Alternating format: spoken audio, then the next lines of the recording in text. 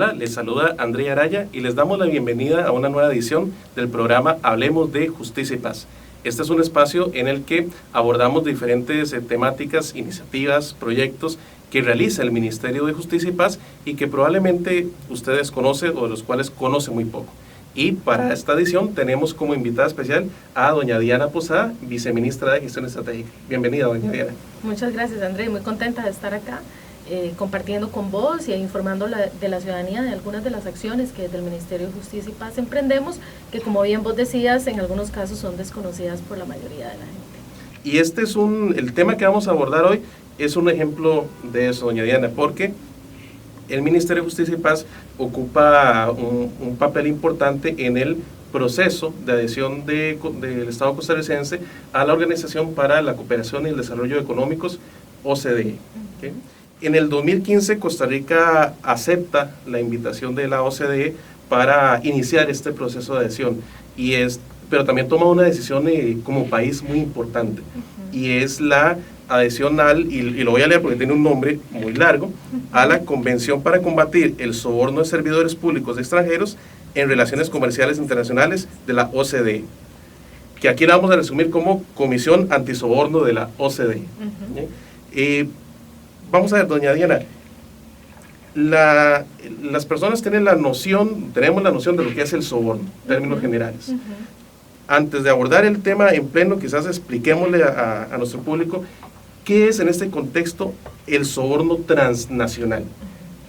Bueno, a ver, el soborno transnacional es cuando una persona tiene la conducta de dar, ofrecer o prometer a una persona servidora pública del extranjero, de manera directa o indirecta, un beneficio que puede ser económico, puede ser un objeto de valor o cualquier beneficio, para que esta persona servidora pública accione en favor o no accione para obtener un resultado dentro de sus funciones. Es decir, que una persona servidora pública se le ofrezca algo para dilatar un proceso o para agilizar un proceso, que reciba un pago, o reciba un objeto de valor, un bien inmueble, lo que sea. Eso es el soborno transnacional. El público se puede estar preguntando, bueno, pero ¿por qué en un programa sobre el Ministerio de Justicia y Paz estamos escuchando sobre esto?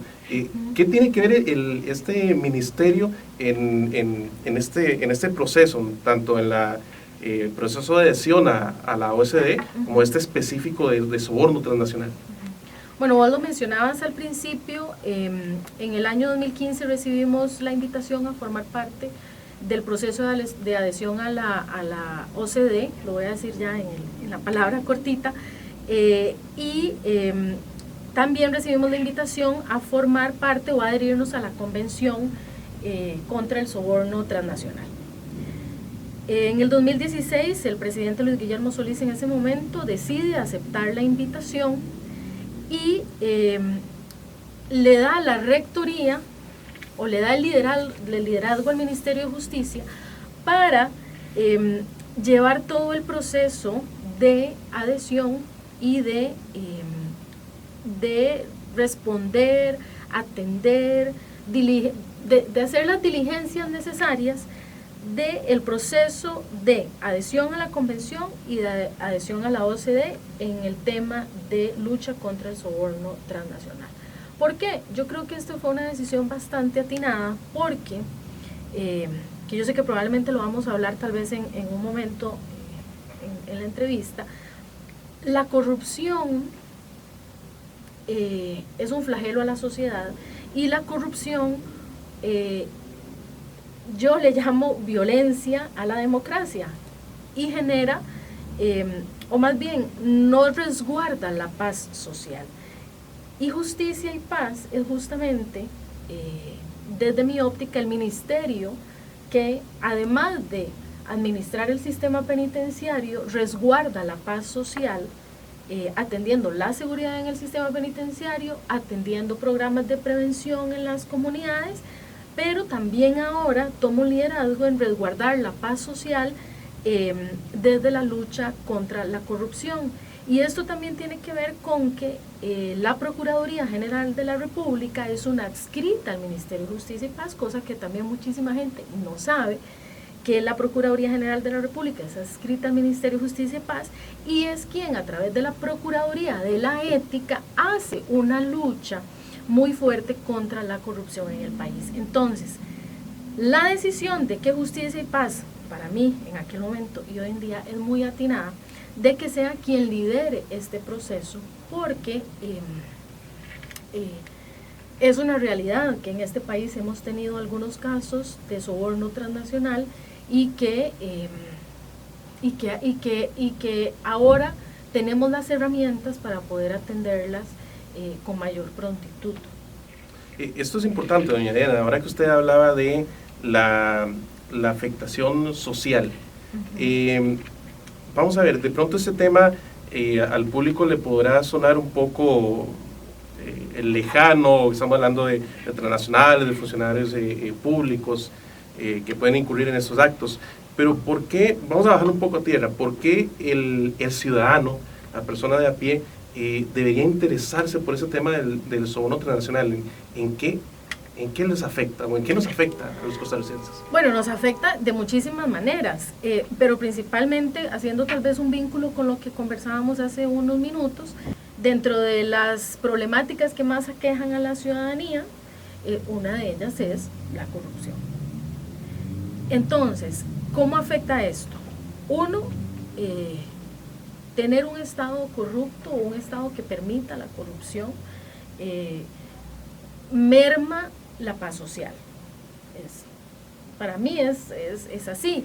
Y además, en términos económicos, la corrupción, por ejemplo, en casos de soborno transnacional, cuando un funcionario público dilata un trámite o incluso agiliza un trámite, eso genera costos al país. La corrupción le cuesta al mundo el 5% del PIB mundial. Me dice 5%, suena poquito, pero el 5% del PIB mundial son 2.6 trillones de dólares al año. Trillones, eso es un montón de plata. Es una cifra que uno le cuesta imaginarse. Claro, le cuesta imaginarse, ¿verdad? Una se pone a ver los ceros y dice, pues ya, como que a veces no. Entonces, y en la coyuntura de recesión y de crisis fiscal que tenemos en el país, en el mundo y en nuestra Latinoamérica, necesitamos ser más vehementes y más fuertes en prevenir, porque es muy importante prevenir, y además en sancionar a aquellas personas físicas y jurídicas, porque es importante también sancionar a las personas jurídicas cuando cometen este tipo de delitos y en realidad cualquier otro. Entonces, por eso es importante la ciudadanía, porque la corrupción no solamente afecta a la paz social, sino que también afecta a los bolsillos, ¿verdad? Porque al final de cuentas terminamos siempre, digamos, todas las personas pagando por estas cosas. Entonces, por eso, para mí, yo sé que para la ciudadanía es importante que el país, que el Estado emprenda acciones que vayan de manera contundente luchando contra la corrupción en el país. Entonces, es un tema muy relevante. Ahora que usted menciona el tema de las personas jurídicas, doña Diana, aquí sí nos impone algo relevante, y es que hay una arista que es la responsabilidad de las compañías transnacionales en su actuar, en ser susceptibles de este tipo de acciones corruptas por parte de funcionarios públicos del Estado. ¿Qué dice toda esta normativa o este proceso que lleva a Costa Rica a propósito de esa responsabilidad de estas compañías? A ver, voy a remontar un poco al proceso de adhesión y específicamente en tema de soborno transnacional. Los procesos de adhesión a la OCDE, digamos que tienen como ciertas fases, es como ir haciendo, es como bachillerato del cole, los exámenes de bachillerato del cole en tema este, tema el otro. A grandes rasgos hay 22 comités que están trabajando diferentes temas en el país y hemos ido pasando un tema, hemos ido pasando otro y cada una de esas evaluaciones tiene diferentes fases. En la primera fase de evaluación de el grupo de trabajo contra el soborno transnacional, la OCDE nos dice que su principal recomendación es que el país necesita de manera urgente y prioritaria modernizar la legislación para imponer sanciones proporcionadas, efectivas y disuasorias a las personas físicas, pero aquí, muy importante, a las personas jurídicas. El Ministerio de Justicia, junto con el Ministerio de Comercio Exterior, toman el liderazgo de un proceso de sentar en la mesa al Poder Judicial, a la Corte Suprema, a la Fiscalía, a la Sala Tercera, a la Procuraduría, a la Academia, principalmente a la UCR y a la Maestría en Ciencias Políticas, a la sociedad civil y genera el Ministerio de Justicia, junto con este grupo de personas e instituciones, un proyecto de ley que es la ley 9699 de responsabilidad penal a las personas jurídicas y se logró en tiempo récord en la Asamblea Legislativa aprobar de manera unánime una ley que le da responsabilidad, que impone sanciones proporcionales y disuasorias a las empresas que cometan delitos de este tipo. Entonces, habiendo logrado esto, digamos que pasamos a la siguiente parte de evaluación con la OECD, que es la fase 2 en la que hoy en día nos encontramos. Entonces, en términos de legislación, digamos que el país en este momento se encuentra con la nota aprobada. Doña Diana, que aparte de lo que nos han mencionado aquí en la conversación, ¿qué otras acciones ha tenido que tomar el país en cuanto, en el marco del proceso de adhesión a la OCDE, en cuanto a ese tema de soborno transnacional? Aprobada la ley, nos sentamos unos meses después, nos sentamos a trabajar con el MEIC y dichosamente ya tenemos un borrador de reglamento, el cual a la fecha está pasando por el proceso de consulta pública y esperamos que para el mes de marzo esté vigente totalmente, que permite que las empresas públicas y privadas adopten un modelo de prevención, un modelo que les permita mejorar sus auditorías de estados financieros, internas como externas, que les permita generar procesos de capacitación y formación sobre este tema, que permita detectar a tiempo delitos de este tipo. Además, otras instituciones realizan un montón de acciones que además responden a las recomendaciones de la OCDE, pero que también responden a la implementación de la ley. Por ejemplo, el Ministerio de Relaciones Exteriores, Cancillería, genera en su plan de capacitación un módulo especial para capacitar a sus diplomáticas y diplomáticos en el tema de soborno transnacional, cómo detectarlo, cómo establecer el vínculo entre las embajadas y el país, si se detecta algún caso, cómo generar mejores condiciones para detectar este tipo de delitos, prevenirlos también y luego posteriormente eventualmente sancionarles. Desde que se publica la ley y unos meses antes se generaron algunos espacios de sensibilización y de hacer conciencia. El país también está trabajando en la Estrategia Nacional de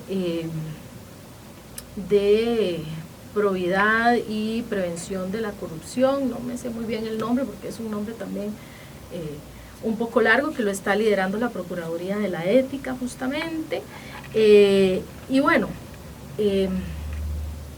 tenemos un plan de acción dentro del Ministerio de Justicia en donde nos hemos comprometido a emprender algunas acciones a lo interno, una de ellas muy importante y de la cual me siento muy orgullosa que haya sido iniciativa de esta administración, es crear un protocolo de protección a las personas denunciantes de actos de corrupción, porque esto también es súper importante. ¿Qué sucede? A la gente le da miedo denunciar actos de corrupción. Entonces es importante garantizar que no tengamos miedo de denunciar un acto de corrupción, porque el Estado, siendo nuestro deber como Estado, vamos a proteger a quien denuncie estos actos. Entonces, que la ciudadanía se sienta segura de poder denunciar estos actos. Correcto. Entonces este protocolo ya es vigente en el Ministerio y que esperamos que, bueno, no esperamos que tengamos mucha gente protegida, porque quisiéramos que no tuviésemos actos de corrupción, ¿verdad? Pero que quien lo haga se sienta protegida y no tenga miedo de hablar y de pues, decir las cosas que no se hacen también. Doña Diana, le agradecemos mucho su presencia en el programa. Creo que nos ha desvelado, aparte del tema de fondo, otras aristas interesantes sobre el Ministerio de Justicia y Paz. Y les agradecemos a ustedes también por su atención. Nos vemos en la próxima edición de Hablemos de Justicia y Paz. Hasta la próxima.